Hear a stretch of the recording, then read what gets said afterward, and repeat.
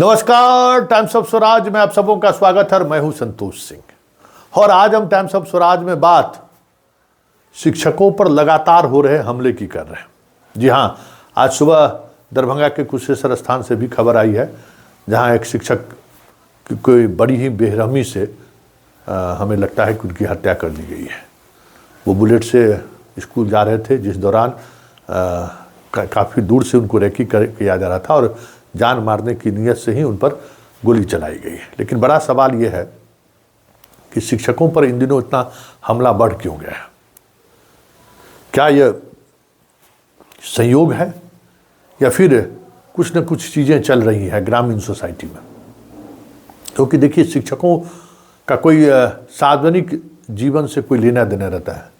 मतलब सार्वजनिक जीवन का मतलब हम बात कर रहे हैं कि कोई उस तरीके का जीवन शैली उनका नहीं रहता है कि लोग उनके जान के पीछे पड़ जाए।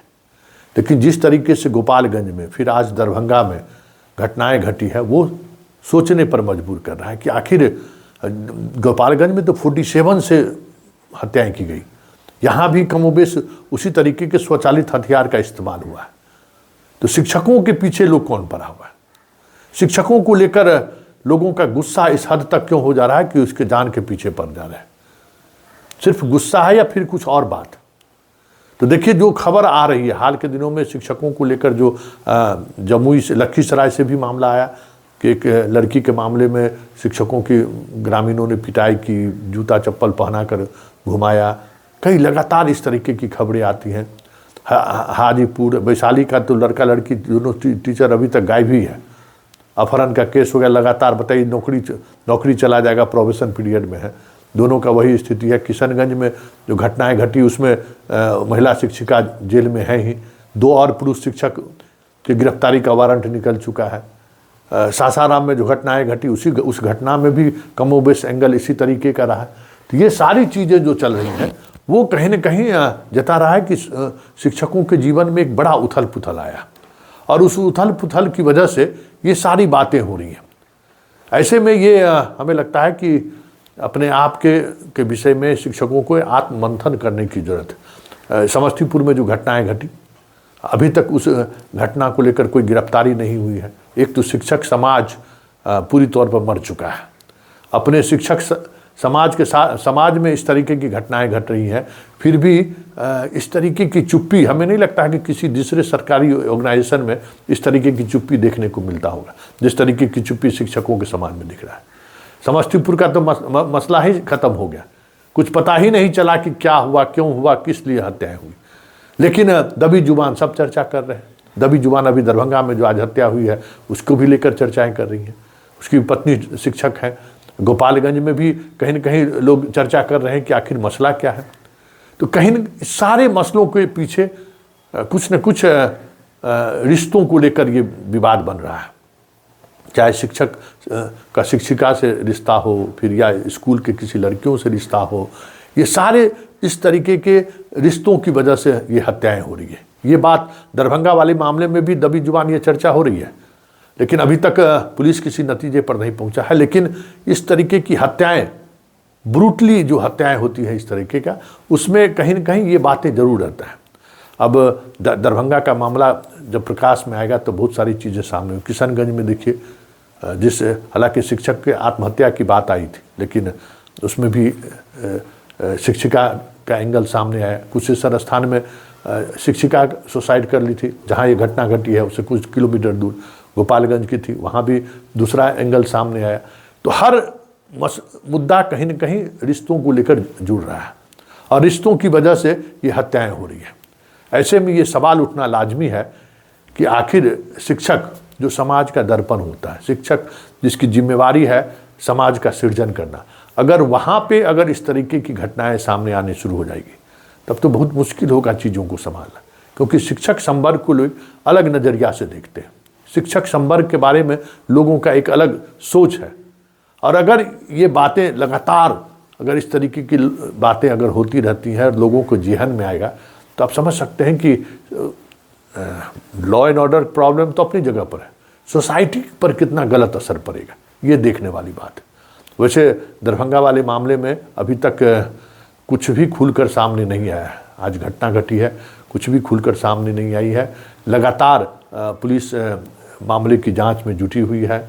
डॉग स्क्वाड्रन की टीम भेजी जा रही है, फॉरेंसिक टीम को भेजा गया है मुजफ्फरपुर से कि आखिर शिक्षकों को इस तरीके से स्कूल जाने के क्रम में ये जो घटनाओं को अंजाम दिया गया है, इसकी वजह क्या है।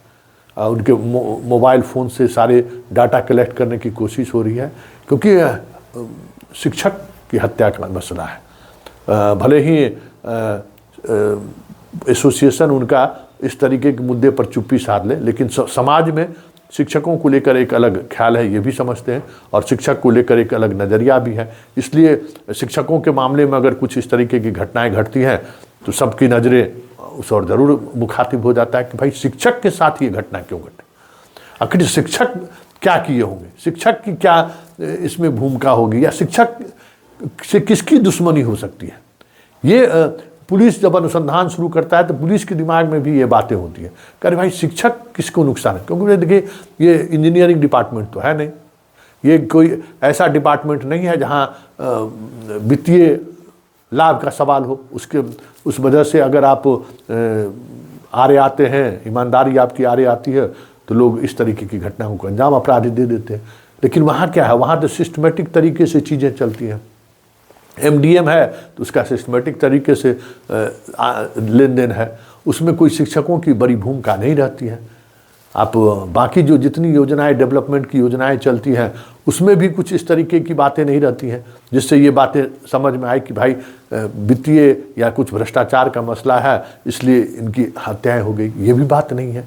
तो फिर ये हत्या हो क्यों रही है, एक बड़ा सवाल है।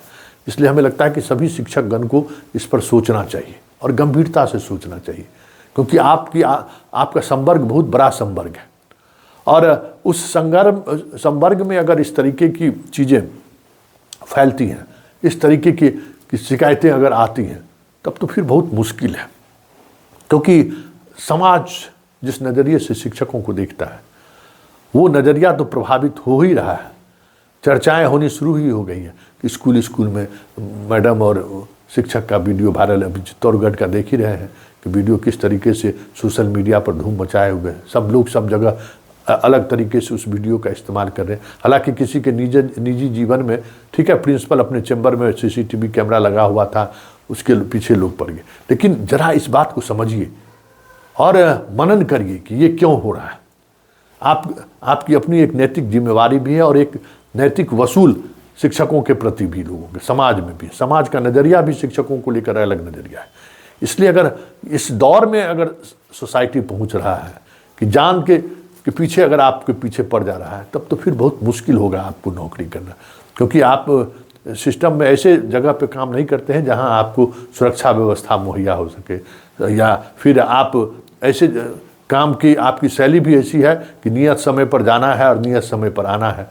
और अपराधियों के लिए ये बहुत ही कह सकते हैं कि रैकी करने का एक सामान्य तरीका है। आपका अगर आने जाने का रूट, आने जाने का समय निर्धारित है, तो फिर कभी भी आप दबोचे जा सकते हैं। इसलिए इन तरह की चीज़ों पर हमें लगता है कि विशेष तौर पर शिक्षकों को ख्याल रखनी चाहिए।